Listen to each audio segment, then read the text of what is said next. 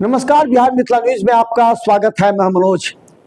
देखिए, प्रधानमंत्री नरेंद्र मोदी के 12 वर्ष पूरा होने के बाद आज पूरे देश में प्रधानमंत्री के द्वारा किए जा रहे अपने अपने क्षेत्र में विकास की गति के संबंध में सांसदों के द्वारा प्रेस कॉन्फ्रेंस रखा गया।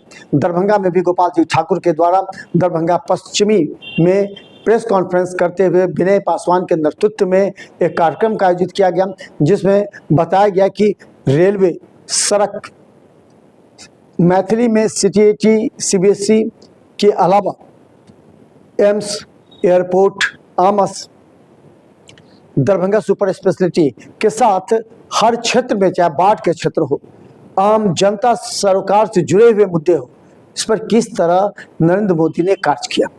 गोपाल जी ठाकुर ने आज बड़े ही शांत और गंभीर सवाल रखे विपक्ष के सामने। उन लोगों को विकास दिखाई नहीं देता। 10 साल पहले की स्थिति क्या थी और 10 साल बाद की स्थिति क्या है। बिजली की स्थिति 10 साल पहले की थी और आज क्या है। इन तमाम बातों को दिखाते हुए उन्होंने कहा कि आने वाले समय में दरभंगा पूरी तरह विकसित हो जाएगा। देखिए, गोपाल जी ठाकुर केंद्रीय योजनाओं को दरभंगा लोकसभा संसदीय क्षेत्र में बड़ी प्रमुखता के साथ, बुद्धिमानी के साथ लाने में सक्षम है, जिससे दरभंगा में विकास साफ दिख रहा है। अगर आप कहेंगे कि गोपाल जी ठाकुर का कार्य नहीं है तो शायद आप गलत सोच रहे होंगे, क्योंकि जब भी कोई केंद्रीय योजना, केंद्रीय राशि आती है तो उसमें सांसद की भूमिका होती है और दिशा की बैठक हो, विस्तृति की बैठक हो या अन्य बैठक में जिले से संबंधित तमाम समस्याओं को अधिकारियों के माध्यम से कार्यान्वयन किया जाता है। तो देखिए, गोपाल जी ठाकुर आज प्रधानमंत्री नरेंद्र मोदी के 12 वर्ष पूरे होने पर क्या कहते हैं, जनता के लिए एक संवाद। भारतीय जनता पार्टी दरभंगा पूर्वी जिला में आज देश के यशस्वी प्रधानमंत्री नरेंद्र भाई मोदी जी के जो 12 बरस की उपलब्धि है, उस उपलब्धि के कार्यक्रम के तहत पूरे देश में हर जिलों में प्रेस वार्ता आयोजित है पार्टी की ओर से। आज दरभंगा पूर्वी जिले के बेनीपुर कोसी आईबी में मिथिला के नव विश्वकर्मा, दरभंगा लोकसभा के यशस्वी सांसद डॉक्टर गोपाल जी ठाकुर जी आप सबों के समक्ष प्रेस वार्ता के लिए आप सब सामने जो आज प्रेस वार्ता में आयोजित हुए हैं, आदरणीय दीपक झा जी प्रिंट मीडिया से हैं, विजय नंदन जी electronic media, Vijay ji headline, Sunil ji Benipur news, Anil ji BTV Bihar, Jayaprakash जी जानकी न्यूज, जगदीश जी भारत उदय समाचार, सुबोध जी प्रभात खबर, नलिन जी दैनिक समाचार, लालटून जी दैनिक जागरण, अशोक प्रकाश जी हिंदुस्तान, अशोक प्रकाश पटवा जी और बिहार हेडलाइंस के और आदरणीय रतन जी और मुरारी जी, आप सबों को आज इस प्रेस वार्ता में हृदय से स्वागत, वंदन और अभिनंदन करते हैं। जैसा कि पूरे देश में लगातार प्रेस माध्यम से 12 साल सरकार की उपलब्धि का आयोजन हो रहा है, उसी के तहत हम अपने माननीय सांसद डॉक्टर गोपाल जी ठाकुर जी से निवेदन करते हैं, प्रेस को संबोधित करेंगे सर। बहुत बहुत धन्यवाद माननीय जिला अध्यक्ष श्री विनय पासवान जी, महामंत्री श्रीमान शत्रुघ्न साहनी जी और कार्यक्रम के संयोजक श्रीमान पिंटू झा जी, प्रवीण झा जी, जिनके क्षेत्र में यहाँ पर हम लोग उपस्थित हुए हैं, और तमाम हमारे पत्रकार भाइयों साथियों। आज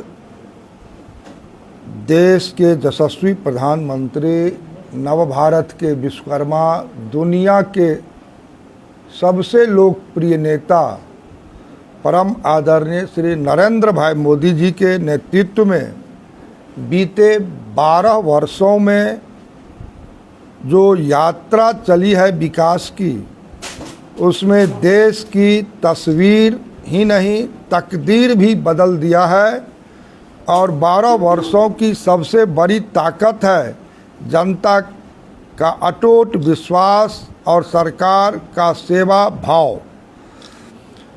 वर्ष 14 में देश ने मोदी जी पर भरोसा किया, 19 में पहले से भी बड़ा बहुमत देकर उस पर मोहर लगाई और 24 में लगातार तीसरी बार जनता ने उन्हें चुनकर साफ कर दिया कि देश सिर्फ वादे नहीं बल्कि काम देखता है।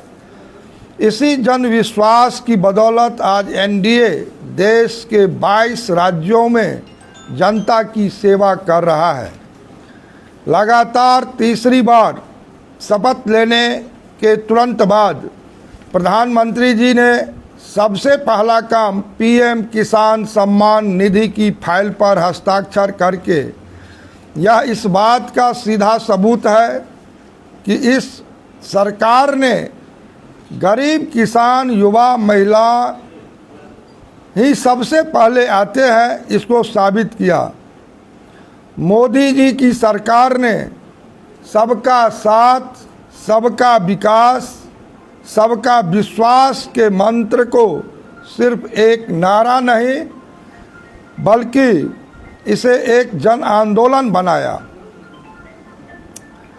अंतिम पंक्ति के लोगों तक 100% सरकार की लाभ पहुँचे, उसके लिए प्रधानमंत्री जी ने काम किया और 25 करोड़ लोग गरीबी रेखा से बाहर निकालने का मोदी जी काम किए हैं।